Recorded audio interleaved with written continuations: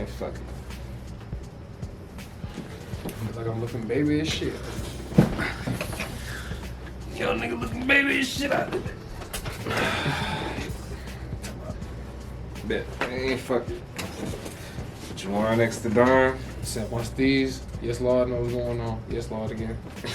Bringing y'all goddamn round 10. Round 10 recap. I'm officially out of fingers, bro. Sir Doug Nichols round, man. Indigenous round, if you don't mind. Some indigenous boys, man. Aboriginal and Torres Strait Islanders, man. Shout out to them boys, man. Really just shout out to footy to even taking a week out of, dedicating a week of footy to the indigenous people, man. That's really something I respect about footy. Just first step towards reconciliation. Well, one step towards reconciliation, I'll say. Yeah, but now we get into these things, man. Major takeaways, what you got? I actually got two, bro. First one, the sub teams were surprisingly competitive this week, bro. The teams some of them towards the bottom of the barrel, I didn't expect them to really put up the fight that they did this week. So shout out to them. We'll get into more of the details as we go through the games. And the second one, bro, he was already my major takeaway this week. Rory Thompson being able to come back after those 1,000+ days of not being able to play because of injury, and he gets hurt again, bro. So it's like, god damn, bro. Footy's unforgiving, bro. I know, and you just recently actually have had an injury yourself, bro. So you already know. Just to have something, imagine 1,000 days away that it takes you out of, bro. Now you about to. It's crazy. I don't think he's gonna miss another 1,000 days, but it's damn, bro. It's like that's already enough time in your career going away. So, best wishes to Rory Thompson, man, of the Gold Coast Suns, man. Yeah, I can't imagine no major shit for real. That shit crazy as fuck. My major takeaway is gonna be the goddamn free kick differential, man. I definitely gotta highlight this. I actually got a little image I'm probably gonna throw up on the screen, bro. But the Bulldogs got a differential over the first 10 rounds of plus 55 free kicks, bro. And way on the other end, we have Richmond. Surprisingly, Richmond. I didn't think Richmond would be this low, or the lowest on this, but they don't get no advantages at all. They have negative 66 differential, bro. So yeah, man. The Dogs, y'all boys are definitely getting blessed, man. Tigers, y'all playing real fucking good for the umps not to be on y'all side, man. So well, it might be a problem if the umps stop being on their bullshit, man. Shit, we can go ahead and get into these games, man. These games, I'm gonna be ass at these games. I ain't gonna lie to y'all, bro. I ain't watched these shits like I should have, bro. Nigga been editing videos. But first game, we got Carlton versus Swans. Forgot how to play that, man. I'll start with the free kicks. I'll start with the free kicks. Yeah, the free kicks was fucking crazy as shit, because this is the one game we did go live for and watch this round, bro. And Carlton, it was a close game at first, bro. The first quarter, then Carlton really started dominating and they started getting the free kicks too, man. But they really took over, and then they kind of chilled out in the third. Swans, did a little run, but they couldn't hold on. Carlton was just too much. Their midfield was too put together, bro. The umps were in favor of them. But they played a good game, bro. Carlton is a good team. I can't take nothing away from them. Midfield is still crazy. And they're getting a lot more consistent than they were, but they're still not out of that territory of them worry games yet. But I can definitely see improvement. I definitely see them as a finals team, bro. I'll lock that in for sure. So, Carlton, y'all got that, man.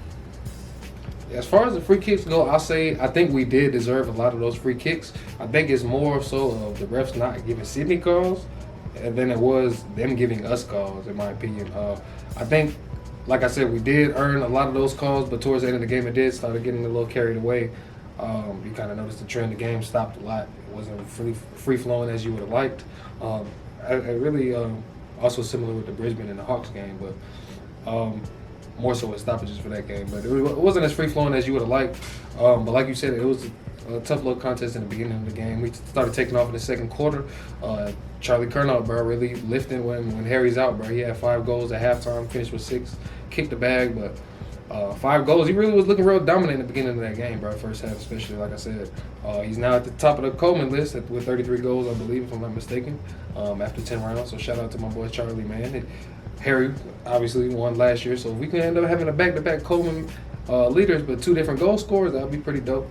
But it was George Hewitt's first game against his old side this season. He played very well.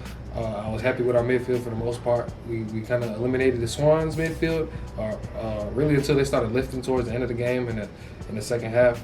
I just got to highlight Corey Durden, bro. I'm just so happy with his work ethic, bro. I think every team needs one of those small forwards who just bring the energy. And not just him, but always did well. Motlop did well. And Fisher played great as well. So I was real happy with how the Smalls played. The Swans won the third quarter for sure. They won 5 goals to 2. And we looked very shaky towards the end of the game. Like you said, bro, we tend to let teams in the game still. And it's just, until we lose those games, I'll still be happy with it. But we do have to give ourselves some more comfort room, bro, to win the game. Wiedering versus Buddy was pretty cool. I think Wiedering won that matchup, though. So shout out to Wiedering, bro. He's playing like a captain, a co-captain, whatever you want to call it, vice captain. Josh P. Kennedy, bro. Don't be elbowing my boy Doherty, bro. That shit was very dirty, bro. I know they say that's out of character, but don't do that to my boy, bro. Had to beat your ass real quick. Had to whoop your ass one time. Had to show you what was good, bro. He was hurt off that shit, too. Oh, God. He fucked his hammy up. I think he'd probably be out. It was instant karma for real, bro. That boy got fucked up. We'll hate to laugh at that boy, but pretty much all in all, bro, midfield stood up for Carlton, bro. We did our thing. We were able to put scores on the board. We were able to stop Sydney. Their inside 50 kicks were really kind of ass, bro. That was really what it came down to, bro. They weren't clean with it. The only target they really had was Logan McDonald, but he was inaccurate towards the end of the game, bro. But he looked like the one player that wanted it, bro, and just couldn't quite get it done. So, Tom DeConing as well. Last thing I'll say, bro, 4 contested marks in the fourth quarter, bro. When we were looking shaky, you stabilized us. So shout out to that boy, bro. Him and his brother both turning up. Yeah, but I go on all day about Carlton, man. You know what I'm talking about.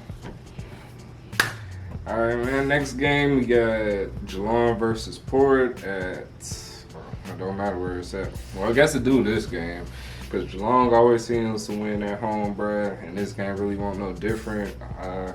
Port did keep it interesting in the first half, but Jalon just pulled away in the second. Ooh, man. I can only go off what I heard this game. I heard this game was pretty fucking boring. I heard it was just a lot of stoppages. Yeah, man, I can't really say too much. Jeremy Cameron, 3 goals. Tyson Stengel, 3 goals. Tom Hawkins, 2, man.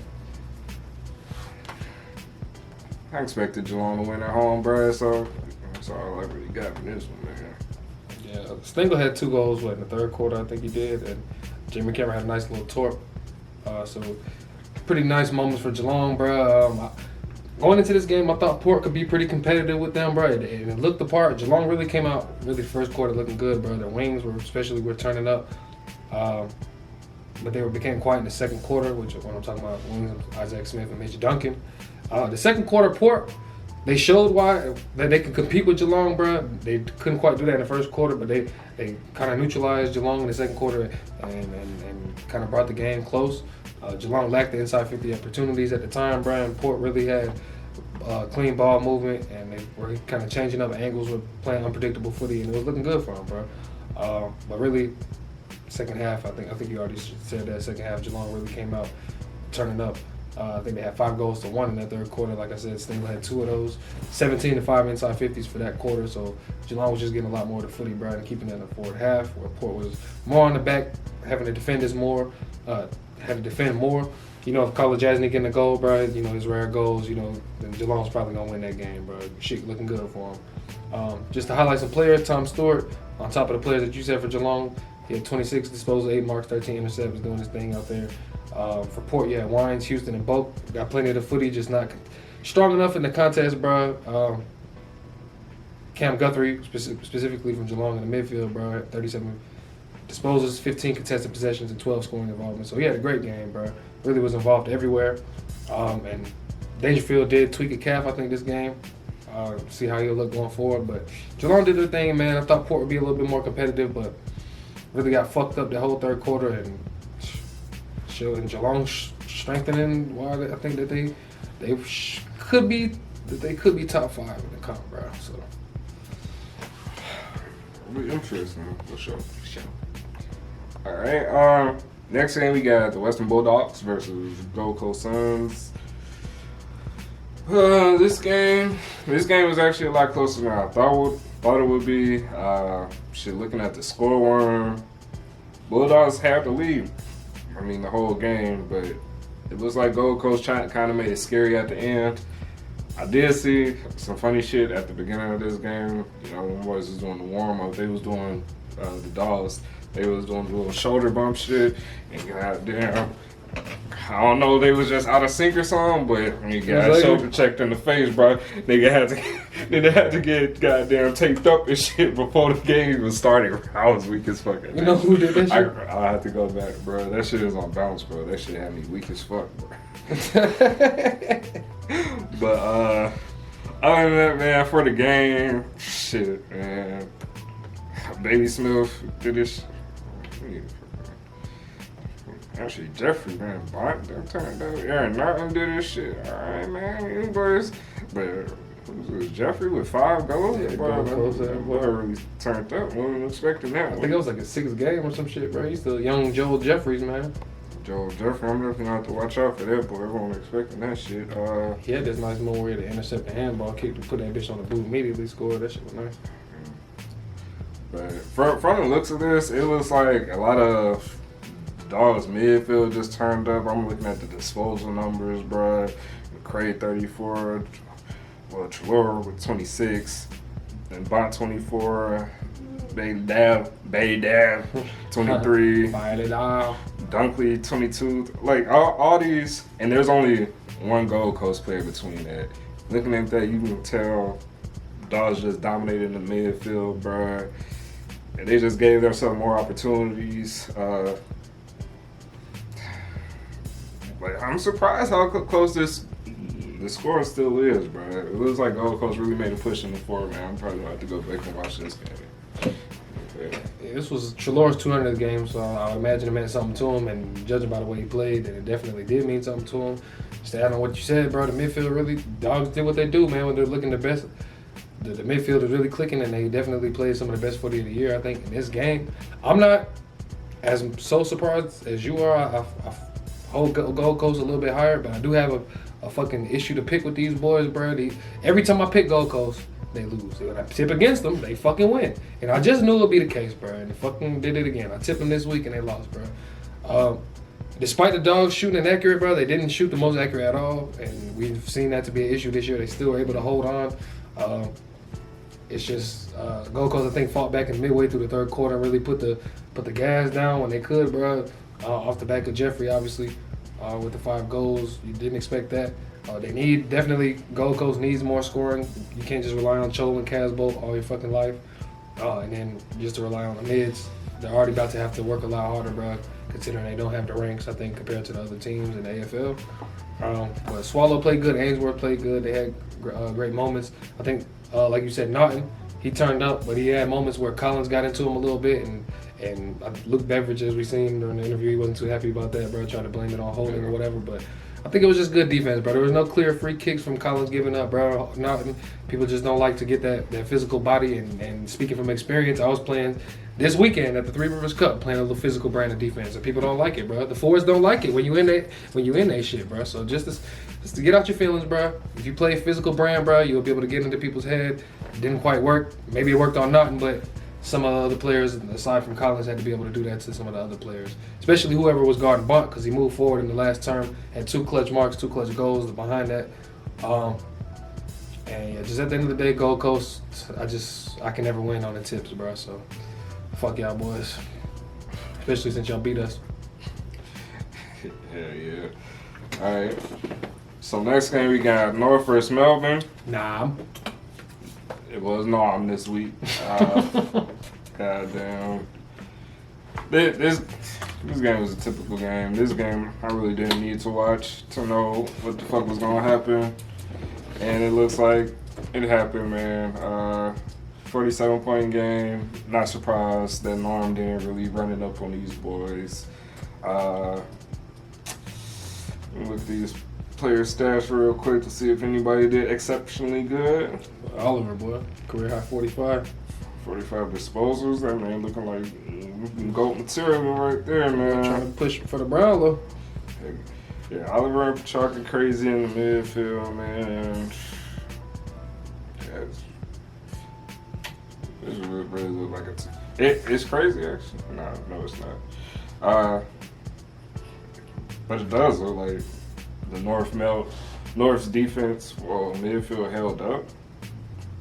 That's off the midfield, but I know numbers can be deceiving with Melbourne, bro, or Norm, if you don't mind, bro. So I'm not really gonna go off this. I'm definitely just gonna go off the score. Norm whooped these boys' ass as predicted. It is what it is. So Nam really got to their 17th straight win in a row, bro. So it's ain't no telling when these boys about to lose, man. They really the game was pretty decent, bro. It was close for the most part, bro. They scored the last 6 goals of the game to whoop their ass. Off the back of Oliver, I'll say. As far as North, Davies Uniacke played pretty good in the midfield. Luke McDonald played good. Bailey Scott. You had certain areas, certain players, and they were really able to play as a collective for a little bit, bro. And really just, they were able to.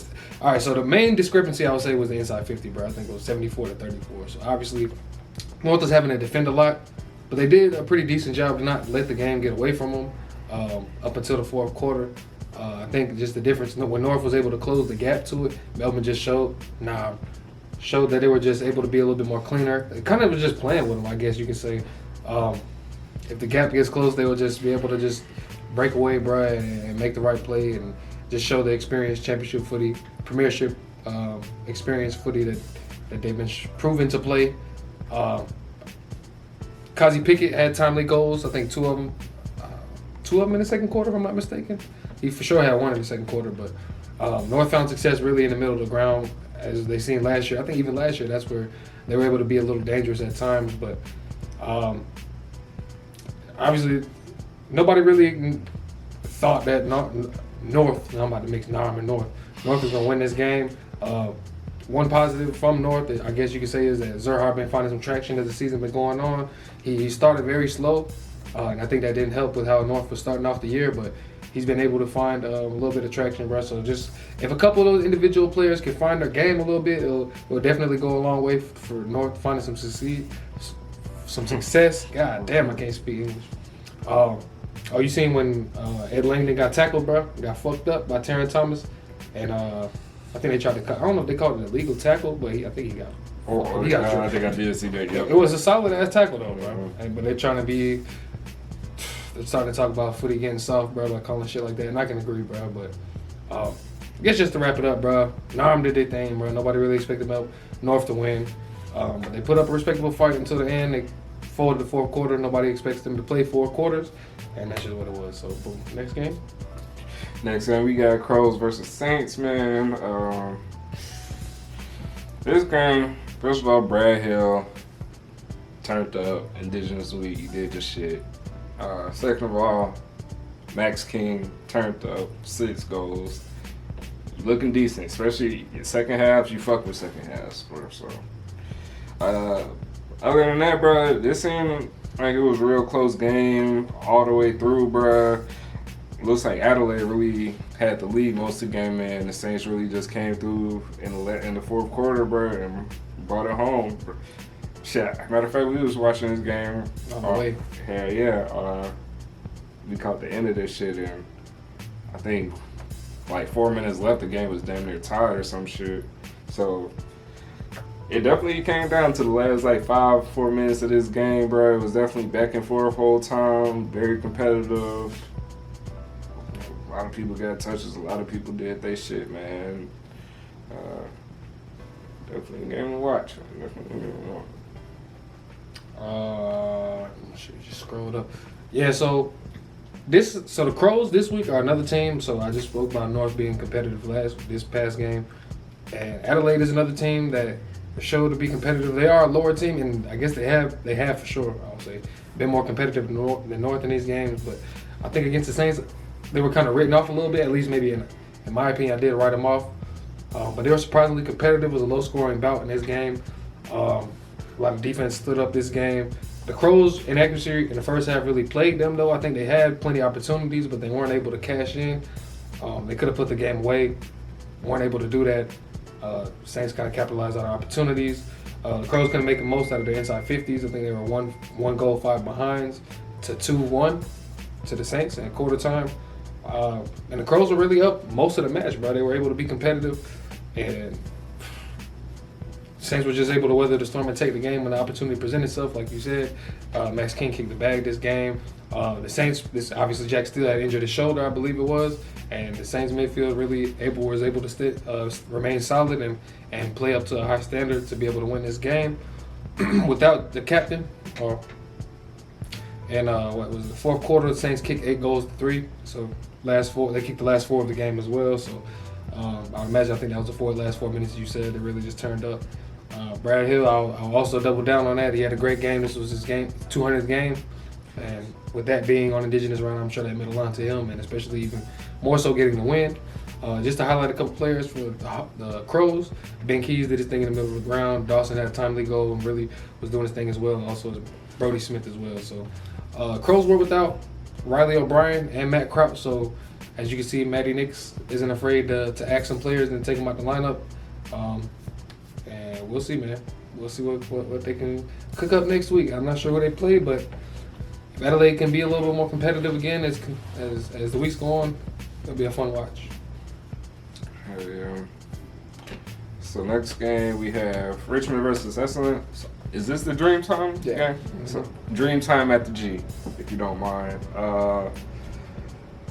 And shout out to the Richmond players for getting involved with, I don't know what it's called, bro. Y'all know the goddamn indigenous ritual shit y'all got going on. I don't even want to mimic it, bro. I kind of want to do it, bro, but I'm not gonna do it.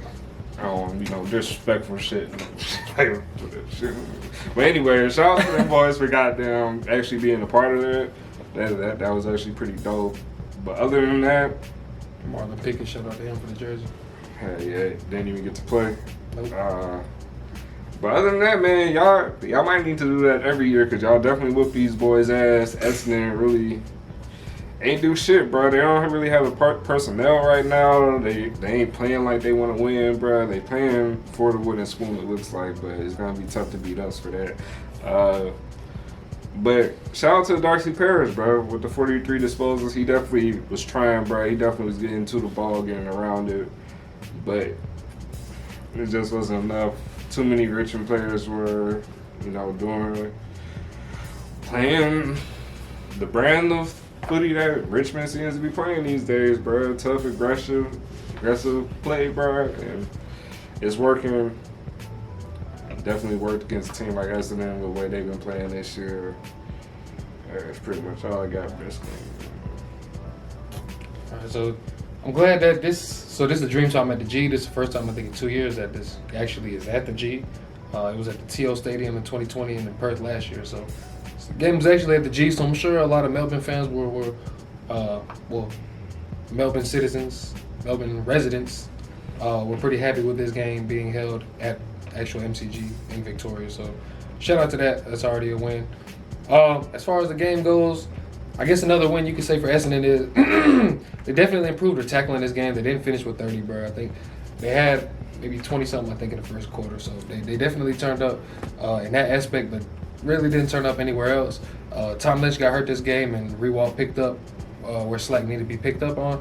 So shout out to Rewalt. Without, I got him on my fantasy, my Ultimate Footy. So now that Lynch is hurt, I probably will actually be seeing some turn up from Rewalt. So shout out to him. He showed up, he kicked 4 goals, 2 behinds.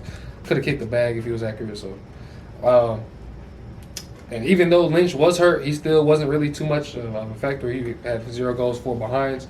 So obviously he's a marked target, but he wasn't able to be accurate on the goal. So, but he got hurt, like I said, and Kane Lambert got hurt as well. So Richmond might be a little shaky going forward. Those are 2 stars on their team. So I will be watching them. I might have a little doubt as far as them winning more games going forward.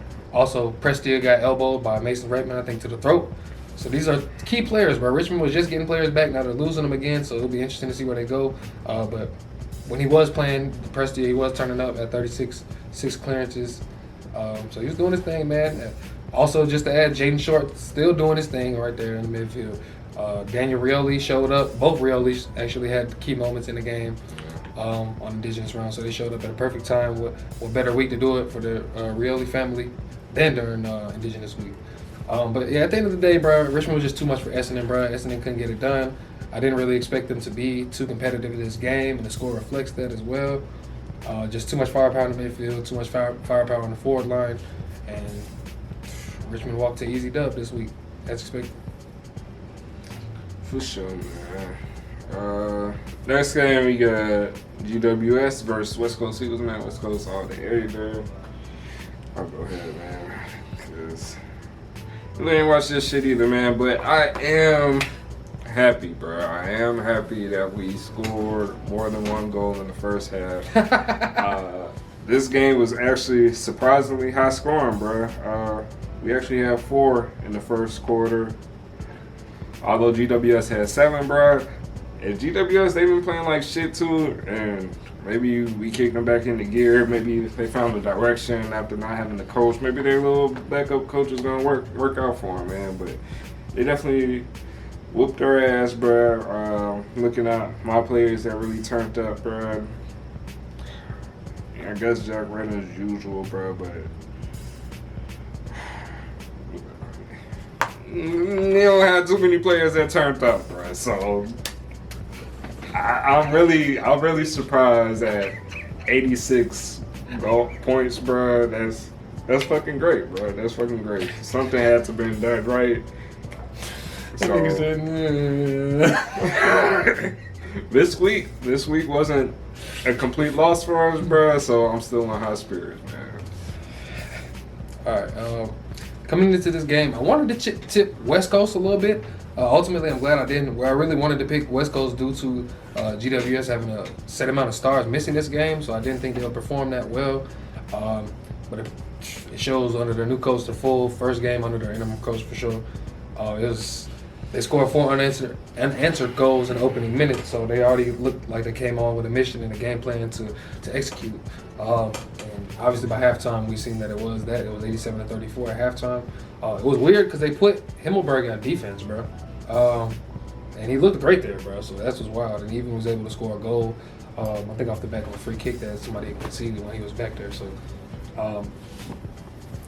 turn up, that's one thing. I'll be wondering. I would imagine he's about to stay forward, but yeah, they didn't really need him. They had some forwards show up, bro. I think not Himmelberg. 6 players, I think, if I'm not mistaken, had 2 goals for GWS. Jared Brander, the one player that y'all delisted, he got to play against y'all for the first time, and he looked solid. 16 disposals in a goal at the forward line. But really on ball, Stephen Caniglio and Josh Kelly looked to be too much of a problem.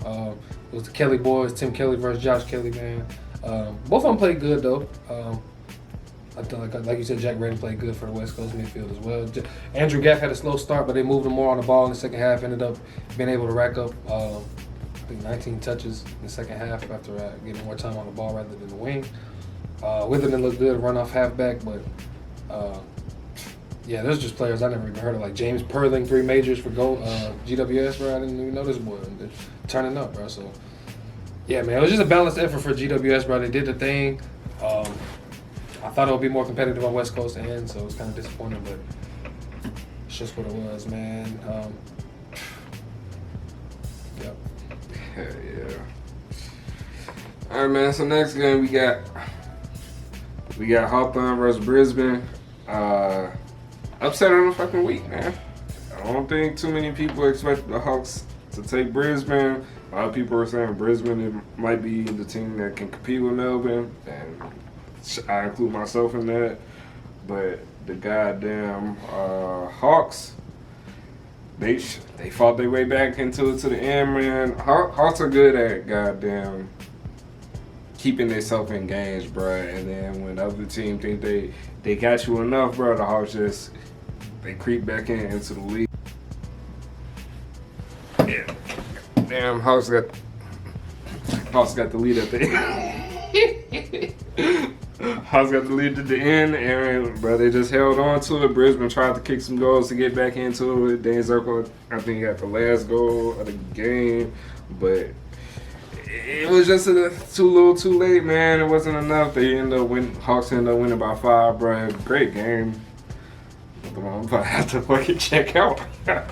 This shit ass, bro, because I'm in the camp that believes in the Hawks to beat them niggas, bro. And I didn't fucking tip them boys. Oh, you a piece of shit. But yeah, Hawks just look real dangerous when they're on, bro. Just the way that they switch angles, the way that they attack, bro. It kind of looks like a unique offensive game that they have, bro. Whenever they look like they're doing things, Brisbane, I think, has times where they don't really like to defend it.